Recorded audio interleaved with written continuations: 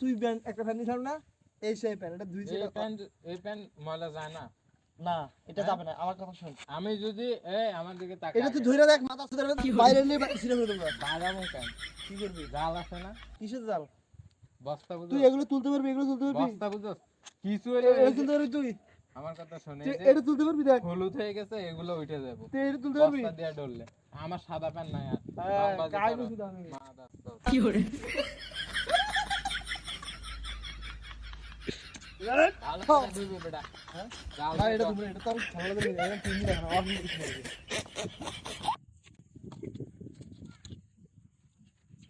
কাজ কাম করলে তো মানুষের একটা মানে মাথা হবে। ঠিক আছে দোস্ত, আমি এটা কিন্তু ধোয়া ফ্যান।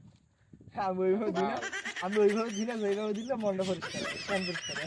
ঢুকে ওই যে মানে পানিতে চুবা উঠে শুয়েতে দাও। ভালো।